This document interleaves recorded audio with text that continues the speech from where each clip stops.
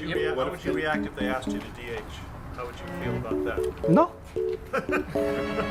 Can you translate that, please? So are you saying if they ask you to DH, you won't do it? No. Can you expand on that? I played third.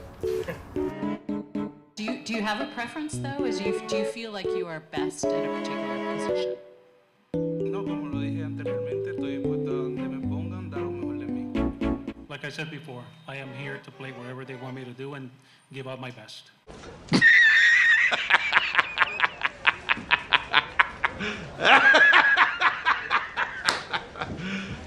Are you serious? About 2.5 years ago, the Boston Red Sox finally did what fans have been asking from them for years to do, giving a contract to a homegrown star, with it being in the form of Rafael Devers, a great young player who has a ring, and he's not going nowhere. He's here to stay. Now, it's very important to note that this contract was coming just a month after Xander Bogaerts, another homegrown star, left for San Diego, and 3 years after Mookie Betts, the greatest homegrown player in Red Sox history, was traded away to save money. This is always important to note with the Devers contract, especially in hindsight, because what it shows was the ownership and front office giving Rafael Devers a 10-year, $313.5 million contract in January of 2023 was never about locking up what they genuinely felt was the franchise guy for the now and future. It was about the ownership and front office taking the heat off their backs for letting Mookie and Xander go. Two of the most successful and beloved players in this franchise's history are no longer here. Everyone's pretty pissed, huh? Oh, look, over here. Look, Rafael Devers, Rafi, bam, you guys love him, right? See, we're not cheap. We spend money. We just locked him in for a decade. He's going to retire wearing our uniform. I remember even in the moment that contract seemed reactionary. Not that they shouldn't have locked Devers up or it was stupid to do, but what follows is proof this organization never put enough thought into what locking Devers up would look like. Really quick, if you're part of the 57% of viewers not subscribed yet, go ahead and hit that button if you enjoyed the videos, as go back to the offseason. Alex Bregman, a third baseman, is a free agent, and Nolan Arenado, another third baseman, is someone the Cardinals are looking to trade in the midst of a rebuild or retool or however the hell they want to put it. And the Red Sox are rumored to be in on both. They're rumored to get one or the other. There's just one factor with that. The fact that Rafael Devers has always been the Red Sox third baseman. But according to the Red Sox, those rumors about Bregman and Arenado, it was like asking a young Han Solo or Indiana Jones if the Force or magic was real. Just a bunch of mumbo jumbo, hocus pocus. Rafi, third base is your position. All those reports and people talking about you moving off for one of those guys,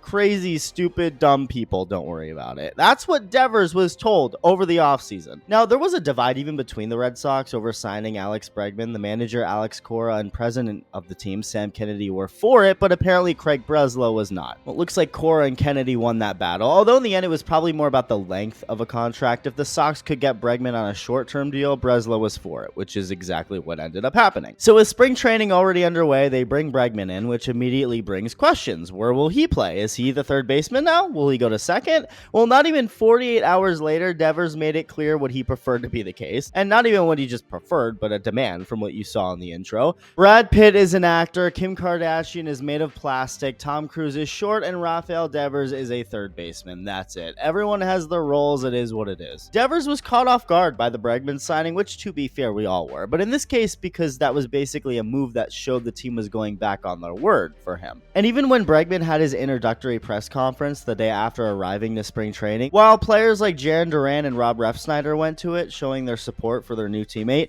Devers reportedly just walked by the event in street clothes while it was happening and just left the facility for the day. Follow that up with his comments the next day saying, "I play third," and then another month that went by before Devers played in a spring training game. There were multiple times where Alex Cora was like, "Oh yeah, Devers is playing his first game soon. He's playing on Monday or whatever. Oh, never mind. Oh yeah, he's actually coming back on Friday. Haha, just kidding." This went on for literally a month. Rafi only played 5 spring training games, and his first was not even 2 weeks before opening day. So Devers was, of course, upset with the team telling him he no longer was going to play third base or defense at all. And the team didn't officially announce anything, but it became obvious Bregman was the full-time third baseman now, and Devers will be the designated hitter, which is what they eventually did officially make clear. And by opening day, Bregman was at third, Rafi at DH. Skip ahead about a month into the season, and things had seemed to smooth over, like a lot. The narrative for the first 5 games where he struggled a lot, that Devers was broken because of the decision or checked out because of the decision, got annihilated pretty quickly when Devers started not just hitting like his normal self again, but hitting better than he ever has, improving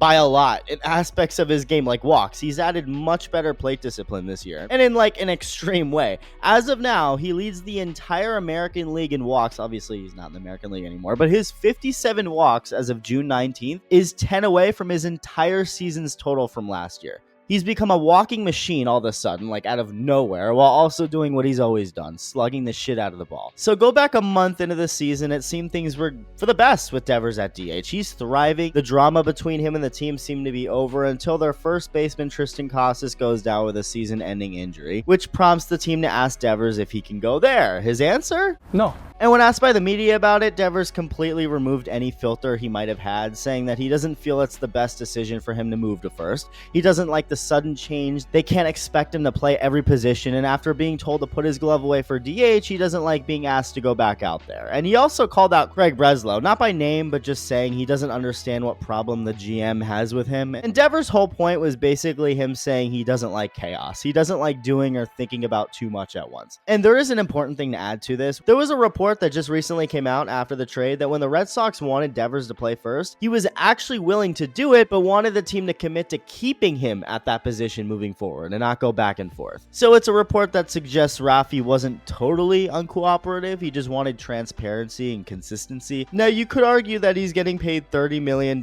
He should simply do whatever he's asked whenever. And that's an argument to be made for sure. Just like the argument that maybe this report is a lie and Devers was not at all willing to play first. He never was going to be cooperative. According to others, the report that he would have been open to first if that was his set position was fake. But the bottom line, whatever the full truth is on that, Rafael Devers doesn't want to move around. He simply wants to be at one position and stay there. He obviously preferred third, especially right when this was starting to happen in spring training. But by the time he accepted DH and just hitting, he was cool with that. Now he's asked to play first. It was just constant change in movement, which doesn't fit who Rafael Devers is. And this all connects back to what I said to begin this video. Rafael Devers is a simple guy. He doesn't want to do or think about really much of anything other than hitting and playing one position. He's never been a very vocal guy. He's always, if anything, been on the shy side of things. That's who he was for years before he signed the big contract, and that was never going to change after he signed the contract, even though for some reason the Red Sox thought it was. According to Red Sox beat writer Chris Cotillo, Devers didn't want to do appearances, media obligations, sponsorship stuff, or anything like that, which likely caused some frustration on the Red Sox end. It seems like the Red Sox assumed Devers would become more of a leader for this team. So they panicked because of all the pressure, gave him a contract to save face and show the world they can keep a star player, yet didn't have a set plan for him moving forward and just assumed things that were dumb, like assuming his entire personality would change. The team's communication was awful. They blatantly lied to Devers over the offseason and deserve blame for how this started. But at the same time, it's not just one-sided. Devers definitely took a lot of how this played out too personally. Walking by Bregman's press conference, not being there and really supporting it, like that's not a good look. There was also a report that when Red Sox rookie Christian Campbell offered to play first base when Devers refused, Devers took that as a quote-unquote slight to his own stature. So basically he was mad at another guy for offering to play first even though he wouldn't himself, and someone's got to play there.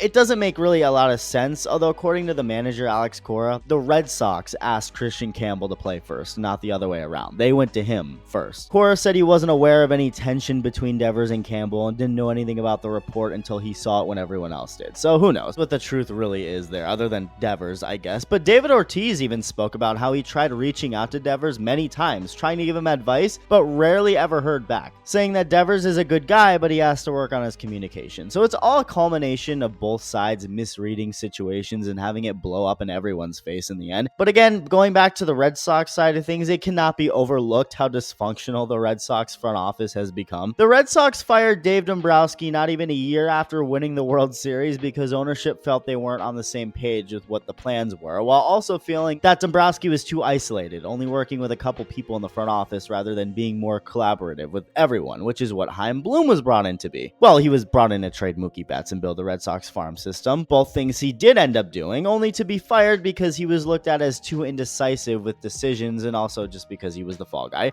So in comes Craig Breslow, another Jewish Yale graduate just like Chaim, but the difference was that Breslow is a former player. So instead of, a robotic, nerdy feel, he may add more of that personal feel to the job, except apparently it's the opposite. Breslow somehow is more of a nerd, and according to multiple people working in baseball, lacks feel so he lacks the very feel you hired him to add? Multiple sources within the Red Sox themselves have also described a front office losing cohesion. Staffers who have been with the Red Sox for years feel shut out, and there's not much collaboration going on. There was also a reported incident that seems like it's pulled out of an episode of The Office. Toward the end of an internal team Zoom meeting earlier this season, the Red Sox scouting supervisor, who's been with the team since 2017, thought the call had ended. And I don't know what the context of the conversation was that led to him saying this, but whatever it was, he wasn't happy, saying, "Thanks, Brez, you stiff." Well, the Zoom meeting hadn't ended yet, and everyone heard what this guy had said, and he was immediately fired. You're firing me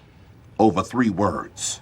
Have you lost your mind? And now Devers couldn't be happier as a Giant, smiling like me in my first day of school pictures, giving blatantly opposite answers to anything he said in Boston. When asked where he'll play, saying that they're the men in charge, I am here to play wherever they want me to play. In fact, his press conference went so well that Buster Posey, Giants legend and now their general manager, in the middle of it was like, I loved everything he's saying. In the end, communication was the downfall here between Rafael Devers and the Red Sox. And according to someone close to Devers, it's not about what you ask, rather how you ask it. Maybe this will all work out for the best for both sides. The Red Sox aren't paying Devers anymore. His contract is completely off the books and in San Francisco's hands. Where will that money get invested into?